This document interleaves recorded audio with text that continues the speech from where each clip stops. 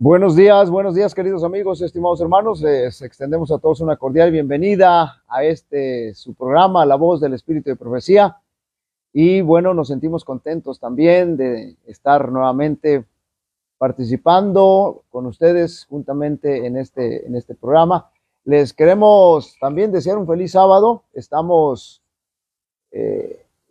por la gracia del Señor, estamos ya viviendo desde que el sol se ocultó el viernes las horas del día santo. Así que les invitamos para que puedan alabar al Señor, para que puedan glorificar al Señor en todo momento, y donde quiera que ustedes estén reunidos alabando el nombre del Señor, se pueda manifestar la presencia de nuestro Dios ahí en ese lugar.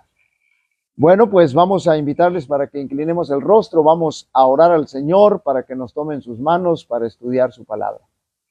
Querido y amante Padre que moras en el cielo, santificado sea tu nombre. Te damos gracias, Señor, porque nos permites la vida y la salud, porque nos permites ver la luz de este día santo, Señor, y te rogamos que nos dirijas a través del poder de tu Espíritu Santo, que nos tomes en esta hora.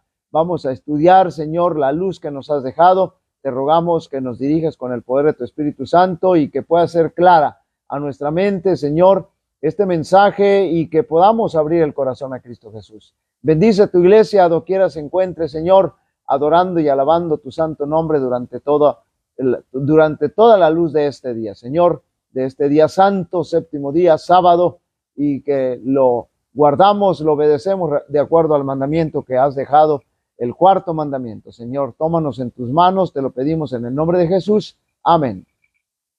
Amén. Bueno, estamos casi por terminar, más bien vamos a terminar hoy, primeramente Dios, este capítulo número 12 del libro El conflicto de los siglos, que se titula La Reforma en Francia. Ya estamos viendo la intervención de Calvino, de Farel, de varios reformistas que intervinieron en este momento. Y voy a leer como siempre el párrafo anterior para que podamos tener el contexto de lo que hemos estado estudiando. No podemos resumirlo todo, no podemos contextuarlo todo, pero usted sí puede ver los videos ahí en el YouTube o en el Instagram para que pueda tener todo el contexto. Yo les recomiendo que puedan seguir los videos, porque es importante, es interesante todo lo que el Señor nos ha dejado a través del Espíritu de Profecía. Así que les invitamos para que puedan buscar los videos, y además de escucharlos, de verlos, también nos ayuden a compartirlos. Voy a leer el párrafo anterior. Farel estaba seguro de haber hallado en Calvino a uno que podría unírsele en esta empresa. En el nombre de Dios rogó al joven evangelista que se quedase allí a trabajar.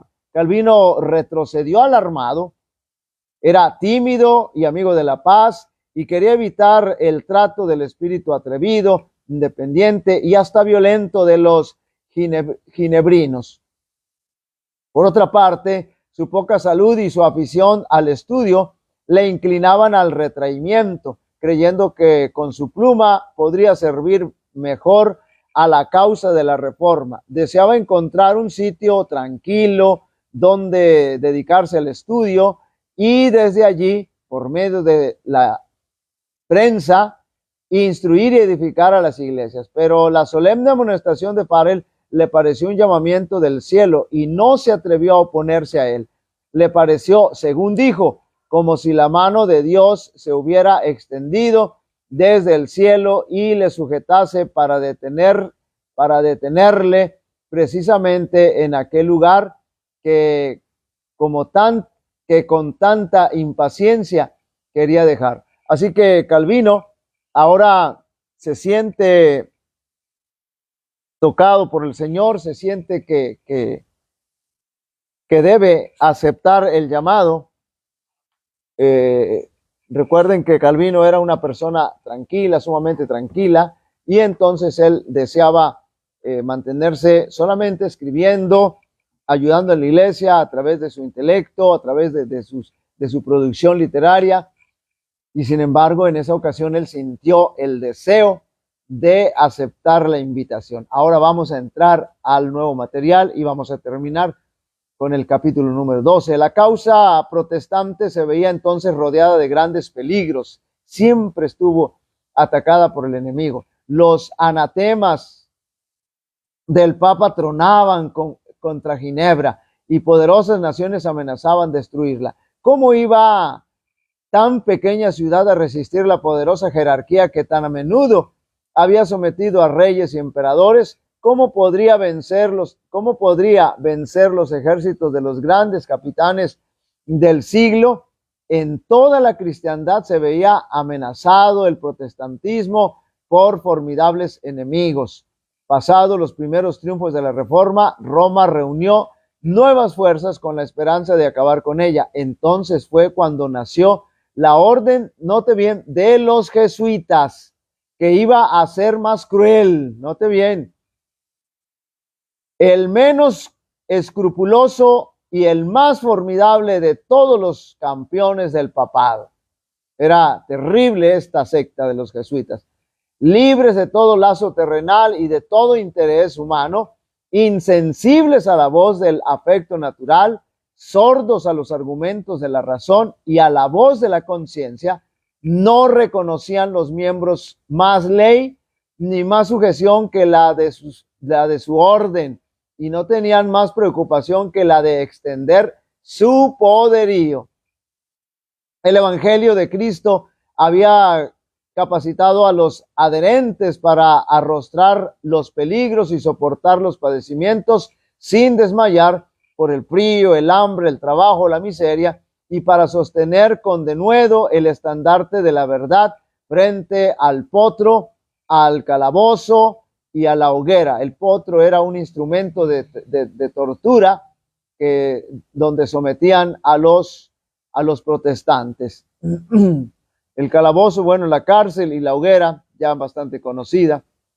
Para combatir contra estas fuerzas, el jesuitismo inspiraba a sus adeptos un fanatismo tal, noten bien, que los habilitaba para soportar peligros similares y oponer al poder de la verdad todas las armas del engaño. Para ellos ningún crimen, note bien, era demasiado grande, ninguna mentira demasiado vil, ningún disfraz demasiado difícil de llevar. Ligados por los votos de pobreza y humildad perpetuas, estudiaban el arte de adueñarse de la riqueza y del poder para consagrarlos a la destrucción del protestantismo y el restablecimiento de la supremacía papal. Al darse a conocer como miembros de la orden, se presentaban con cierto aire de santidad, visitando las cárceles, atendiendo a los enfermos y a los pobres, haciendo profesión de haber renunciado al mundo y llevando el sagrado nombre de Jesús, de aquel que anduvo haciendo bienes. Note bien, se presentaban, daban esa apariencia de fieles cristianos, de servidores de Cristo Jesús, seguidores de Cristo, pero bajo esta fingida mansedumbre ocultaban a menudo propósitos criminales y mortíferos. Era un principio fundamental de la orden, estoy hablando de la orden de los jesuitas, que el fin justifica los medios. Es decir,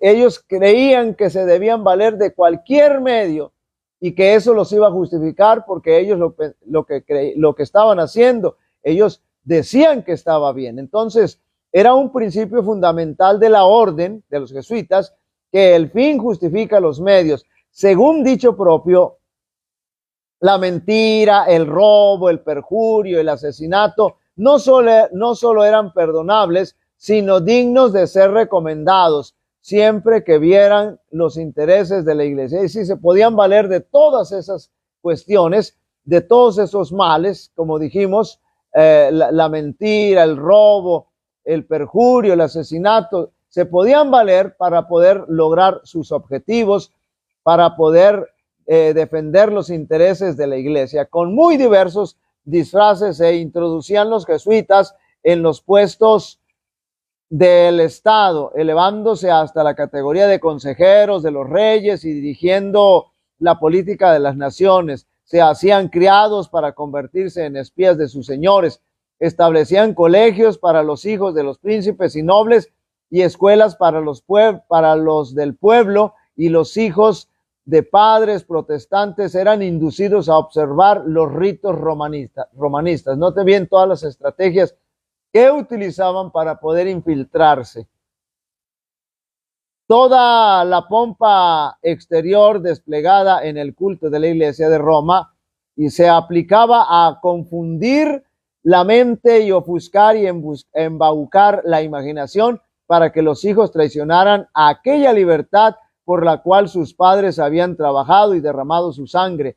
Los jesuitas se esparcieron rápidamente por toda Europa y doquiera iban, lograban reavivar el papismo. Estaban bien preparados, bien concentrados y estaban teniendo bastante éxito.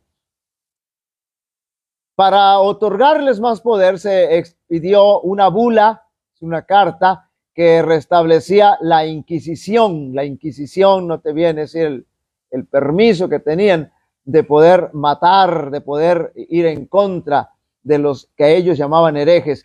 No obstante, el odio general que inspiraba aún en los países católicos, el terrible tribunal fue restablecido por los gobernantes obedientes al Papa, y muchas atrocidades demasiado terribles para cometerse a la luz del día volvieron a perpetrarse en los secretos y oscuros calabozos. En muchos países, miles y miles de representantes de la flor nata y de la nación, de los más puros y nobles, de los más inteligentes y cultos, de los pastores más piadosos y abnegados, de los ciudadanos más patriotas e industriosos, de los más brillantes literatos, de los artistas de más talento y de los artesanos más expertos, fueron asesinados o se vieron obligados a huir a otras tierras. ¿Por qué? Porque la Santa Inquisición, que de santa por supuesto no tenía nada, se volvió a restablecer. Es decir, ellos se enjuiciaban indebidamente y entonces condenaban a muerte. Esto era terrible, esto causó un caos terrible, y como ya dijimos, muchos fueron asesinados y otros tuvieron la necesidad de huir para salvar sus vidas. Estos eran los medios de que se valía Roma para apagar la luz de la Reforma. Note bien, siempre lo hemos dicho desde que comenzamos a este programa, hemos dicho que el sistema papal, cuando no puede de otra forma, siempre va a apelar a la violencia, y eso está comprobadísimo. Donde quiera hemos visto el fanatismo que se le ha inculcado a los fieles católicos, porque el sistema papal es el que ha inyectado esta violencia en sus seguidores. Estos eran los medios de los que se valía Roma para apagar la luz de la Reforma.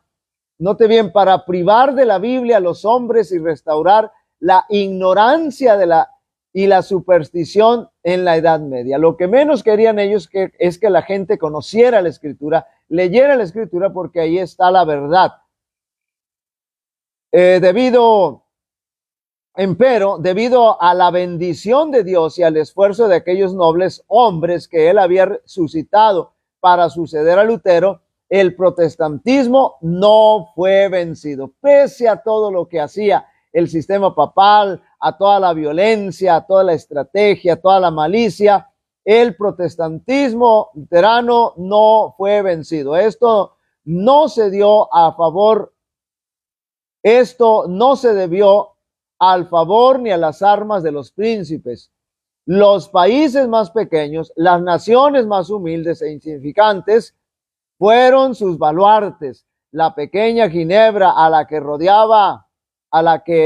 rodeaban poderosos enemigos que tramaban su destrucción, Holanda en sus bancos de arena del Mar del Norte, que luchaba contra la tiranía de España, el más grande y el más opulento de los reinos de aquel tiempo, la glacial y estéril Suecia. Esas fueron las que ganaron la victoria para Roma. Así que siempre el Señor tuvo a quien levantar, a quien tenía sus instrumentos, sus naciones importantes, a quienes iba a levantar para apoyar la reforma protestante. Es decir, era necesaria la reforma, por eso el Señor de alguna forma siempre les daba respiro a los reformadores. Calvino trabajó en Ginebra cerca de 30 años. Primero para establecer una iglesia que se adheriese a la moralidad de la Biblia, note bien, y después para fomentar el movimiento de reforma en toda Europa.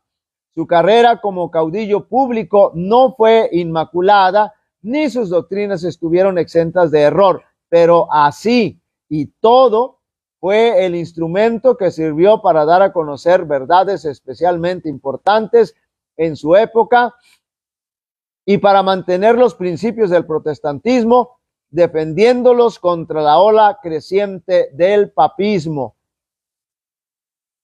así como para instruir a las iglesias reformadas la sencillez y la pureza, en las iglesias reformadas la sencillez y la pureza de la vida en lugar de la corrupción y el orgullo fomentados por las enseñanzas del romanismo. Así que el mismo Calvino tuvo que hacer una reforma dentro de los mismos reformadores, porque ya las influencias negativas, recordemos que Satanás, cuando no pudo hacer nada a través de la violencia, comenzó a utilizar dentro de los mismos personajes, dentro de los mismos reformadores, y comenzaban a decir que ellos habían recibido mensajes de parte de Dios, que eran profetas, y todo eso iba en contra de la Biblia, en contra de los principios de la reforma. Así que el enemigo, al cambiar de estrategia, tuvo bastante éxito. Entonces Calvino aquí tuvo que venir también a hacer una reforma para volverlos a conducir solamente dentro de los principios bíblicos. De Ginebra salían publicaciones y maestros que esparcían las doctrinas reformadas, note bien, las doctrinas reformadas, y a ella acudían los perseguidos de todas partes en busca de instrucción, de consejo y de aliento. La ciudad de Calvino se convirtió en refugio para los reformadores que en toda la Europa occidental eran objeto de persecución.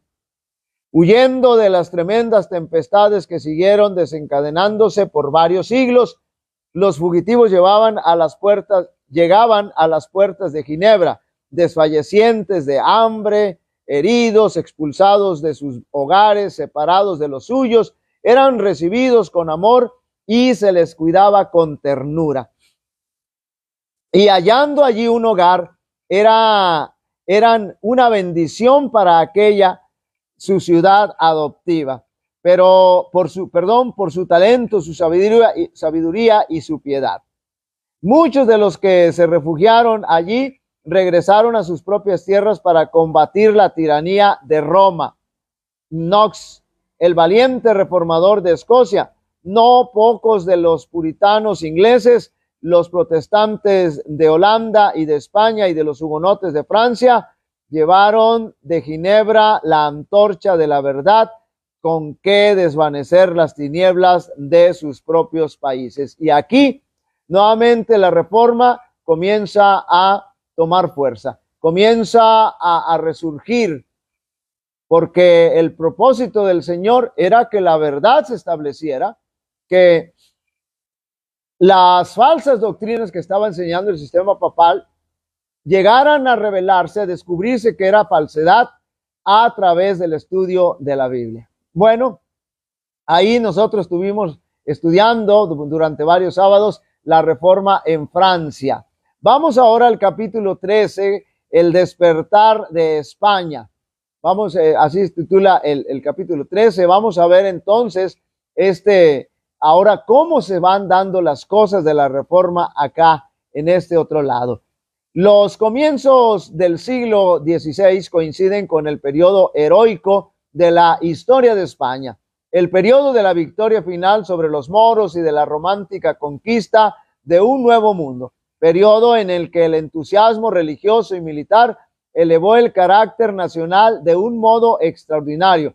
Tanto en la guerra como en la diplomacia y en el arte de gobernar se reconocía y temía la preeminencia de los españoles. A fin del siglo XV, Colón había descubierto y reunido a la corona de España territorios dilatadísimos y fabulosamente ricos. En los primeros años del siglo XVI fue cuando el primer europeo vio el Océano Pacífico, y mientras se colocaba en Aquisgrán la corona de Carlomagno y Barbarroja sobre la cabeza de Carlos V, Magallanes llevaba a cabo el gran viaje que había de tener el resultado de circunnavegación del globo, y Cortés hallábase empeñado en la ardua conquista de México 20 años después. Ahí está un poquito del recorrido histórico, el antecedente histórico al movimiento de reforma aquí en España. Carlos V ascendió al trono como soberano de España y Nápoles, de los Países Bajos, de Alemania y Austria, y en tiempos en que Alemania se encontraba en un estado de agitación sin precedente. Con la invención de la imprenta se difundió la Biblia por los hogares del pueblo, y como muchos aprendieran a leer para sí la palabra de Dios, la luz de la verdad disipó las tinieblas y la superstición como por obra de una nueva revelación. Era evidente que había habido un alejamiento de las enseñanzas de los fundadores de la iglesia primitiva, tal cual se hallaban relatadas en el Nuevo Testamento. Claro que sí, porque, como hemos dicho, el sistema papal se encargó solamente de predicar falsas doctrinas. No se apegaban a la Biblia, no tenía nada que ver la enseñanza que ellos hacían respecto a la Biblia. Entre las órdenes monásticas, la vida conventual habíase corrompido al extremo de que los monjes más virtuosos no podían ya soportarla. Muchas personas relacionadas con la iglesia se asemejaban muy poco a Jesús y a sus apóstoles. Note bien, los católicos sinceros que amaban y honraban la antigua religión se horrorizaban ante el espectáculo que se les ofrecía por doquiera. Entre todas las clases sociales se notaba una viva percepción de las corrupciones que se habían introducido en la iglesia, y un profundo general anhelo por la reforma. Así que en España estaba sucediendo toda esa situación. Los feligreses, los fieles católicos, se daban cuenta de la corrupción que había invadido, que había corrompido a la iglesia católica, y ellos anhelaban de que hubiera una reforma. Yo estoy convencido de que nuestros hermanitos católicos fieles actualmente, cuando ellos estudian esto, cuando ellos analizan esto, cuando ellos ven la situación de su iglesia, tienen que llegar a la realidad, a la conclusión de que no están viviendo apegados de acuerdo a lo que establece el Señor en su palabra, y finalmente ellos habrán de tomar una decisión. Nosotros no estamos predicando para que ellos dejen la iglesia católica, no. Solamente estamos predicando la verdad para que ellos puedan analizar y puedan tener todos los argumentos para que puedan tomar una decisión. Es decir, la decisión no de seguir a una iglesia, sino la decisión de seguir a Cristo Jesús, de entregar plenamente su vida a Cristo Jesús, de vivir plenamente como Cristo quiere que vivamos y como lo establece en su santa palabra. Deseosos de respirar un ambiente más sano, surgieron por todas partes evangelistas inspirados por una doctrina más pura. Note bien, muchos católicos cristianos nobles y serios, entre los que se contaban no pocos del clero español e italiano, se unieron a dicho movimiento que rápidamente iba extendiéndose por Alemania y Francia, como lo declaró el sabio arzobispo de Toledo, Bartolomé de Carranza, en sus comentarios del catecismo, aquellos piadosos prelados que querían revivir en su sencillez y pureza el antiguo espíritu de nuestros antepasados, es decir, de la iglesia primitiva. Así que no solamente eran los fieles católicos, los miembros, los laicos, sino que también los mismos religiosos, los mismos que formaban parte de la élite del sistema papal, como dijimos. Aquí mencionamos al arzobispo Toledo, Bartolomé de Carranza. Ellos estaban viendo la situación, estaban convencidos que era necesario hacer una reforma, porque la situación ahí, la situación eclesiástica, la situación que se estaba viviendo desde la dirección del sistema papal no estaba bien, no estaba apegada al sagrado libro, a las sagradas escrituras. El clero de España era competente para tomar parte directiva en este retorno al cristianismo primitivo. Siempre amante de la libertad, el pueblo español durante los primeros siglos de la era cristiana se había negado resueltamente a reconocer la supremacía de los obispos de Roma, y solo después de transcurridos 8 siglos le reconocieron al fin a Roma el derecho de entremeterse con autoridad en sus asuntos internos. Fue precisamente con el fin de aniquilar ese espíritu de libertad característico del pueblo español hasta que los siglos posteriores en que había reconocido ya la supremacía papal, con el que en 1883 Fernando e Isabel, en hora fatal para España, noten bien, en hora fatal para España, permitieron el establecimiento de la Inquisición como tribunal permanente en Castilla y su restablecimiento en Aragón con Tomás de Torquemada como inquisidor general. Así que finalmente los reyes de España cayeron, finalmente abrieron las puertas al sistema papal, cuando durante muchos años se resistieron y se resistieron, pero finalmente ellos ahora accedieron, abrieron las puertas. Durante el reinado de Carlos V, la represión de las libertades del pueblo, que ya había ido tan lejos en tiempo de su abuelo, y que su hijo iba, eso ya estudiamos, por supuesto, y que su hijo iba a reducir el sistema, siguió desenfrenadamente. No obstante las apelaciones de las cortes, todas las artes de su famoso ministro, el cardenal Jiménez, fueron requeridas para impedir un rompimiento manifiesto.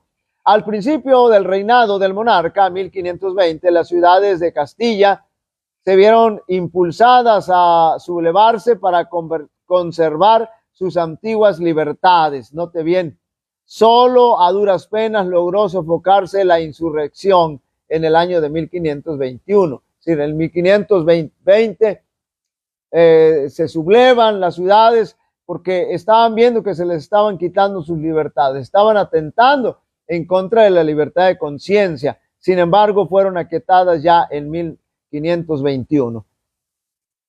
La política de este soberano consistía, de Carlos V, nieto, como había consistido la de su abuelo Fernando, en oponerse al espíritu de toda una época, considerando tanto las almas como los cuerpos de las muchedumbres como propiedad personal de un individuo. O sea que él no permitía que se sublevaran. Como lo ha dicho un historiador, el soberbio imperio de Carlos V levantóse sobre la tumba de la libertad, atentando en contra de la libertad de expresión, la libertad de credo, la libertad de conciencia.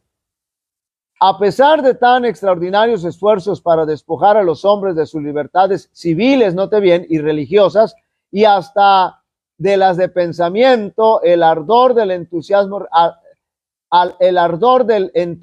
religioso, unido al instinto profundo de la libertad civil, indujo a muchos hombres y mujeres piadosos a aferrarse tenazmente a las enseñanzas de la Biblia y a sostener el derecho que tenían de adorar a Dios según los dictados de su conciencia. De aquí que por España se propagase un movimiento análogo al de la revolución religiosa que se desarrollaba en otros países. Note bien, todo esto se desata, todo esto se vive porque el gobierno ya abrió las puertas, el gobierno español, la monarquía española abrió las puertas al sistema papal y ahora entonces está procediendo a violar sus libertades, todo tipo de libertades de los ciudadanos españoles. Entonces se levantan, entonces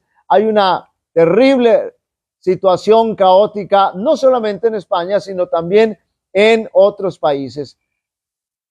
Al paso de los descubrimientos que se realizaban en un mundo nuevo, prometían al soldado y al mercader territorios sin límites y riquezas fabulosas. Muchos miembros de entre las familias más nobles fijaron resueltamente sus miradas en las conquistas más vastas y riquezas más duraderas del Evangelio. Las enseñanzas de las Sagradas Escrituras estaban abriéndose paso silenciosamente en los corazones de los hombres, como el erudito Alfonso de Valdés, secretario de Carlos V, su hermano Juan de Valdés, secretario del virrey de Nápoles, y el elocuente Constantino Ponce de la Fuente, capellán y confesor de Carlos V, de quien Felipe II dijo que era muy gran filósofo y profundo teólogo y de los más señalados hombres en el púlpito y elocuencia que ha habido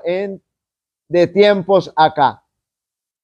Más allá aún fue la influencia de las Sagradas Escrituras al penetrar en el rico monasterio de San Isidro del Campo, donde casi todos los monjes recibieron gozosos la palabra de Dios. Note bien, cuál antorcha para sus pies y luz sobre su camino. Hasta el arzobispo Carranza, después de haber sido elevado a la primacía, se vio obligado durante cerca de 20 años a batallar en defensa de su vida entre los muros y la Inquisición, porque abogaba por las doctrinas de la Biblia. Así que querían deslumbrar a la gente con ir a conquistar territorios y todo eso, pero el estudio de la palabra de Dios, el poder de la palabra de Dios estaba vigente, se estaba abriendo paso, incluso en las altas personalidades dentro del reino y también dentro del mismo sistema papal. Ya en 1519 empezaron a aparecer en forma de pequeños folletos en latín los escritos de los reformadores de otros países, a los que siguieron meses después obras de mayor aliento, escritas casi todas en castellano. En ellas se ponderaba la Biblia, note bien, como piedra de toque que debía servir para probar cualquier doctrina, que exponía sabiamente la necesidad que había de reformas, y se explicaban con claridad las grandes verdades relativas a la justificación por la fe y a la libertad mediante el Evangelio. Note bien, tocando la justificación por la fe, se echa para abajo todos los argumentos y falsas enseñanzas del sistema papal.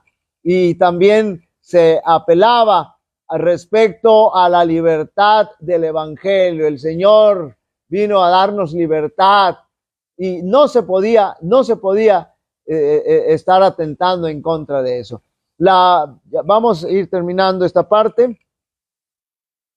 La primera, la más noble, la más sublime de todas las obras, enseñaban los reformadores, es la fe de Jesucristo. Note bien, de esta obra deben proceder todas las obras. Un cristiano que tiene fe en Dios lo hace todo con libertad y con gozo, mientras que el hombre que no está con Dios vive lleno de cuidados y sujeto siempre a servidumbre. Se pregunta a sí mismo con angustia: ¿cuántas obras buenas tendré que hacer? Corre acá y acullá, pregunta a este y a aquel, no encuentra la paz en parte alguna y todo lo ejecuta con disgusto y con temor. La fe viene únicamente de Jesucristo y no es prometida y dada gratuitamente. Y nos es prometida y dada gratuitamente. Claro, nosotros tenemos que pedir esa fe al Señor porque nosotros no podemos generar esa fe, pero el Señor está ansioso de darnos esa fe. Este se pregunta a sí mismo con angustia cuántas obras buenas tendrá que hacer. Corre acá y acullá, pregunta a este y a aquel, no encuentra la paz en parte alguna, y Jesucristo y todo lo ejecuta, con disgusto y con temor. La fe viene únicamente de Jesucristo y nos es prometida y dada gratuitamente. Oh hombre, misericordia sin ningún mérito, oh hombre, represéntate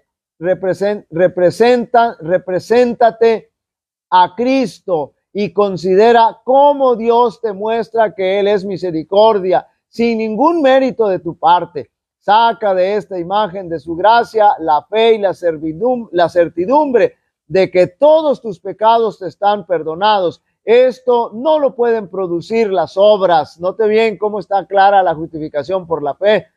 Esto no lo pueden producir las obras de la sangre, de las llagas, de la misma muerte de Cristo. Es de donde emana esa fe que brota en el corazón. Note bien cómo los reformadores estaban señalando certeramente dónde tenía que estar fija nuestra fe, no en nuestras obras, no en lo que nosotros hacemos. Nadie se justifica por sus propias obras, al contrario, se va a condenar.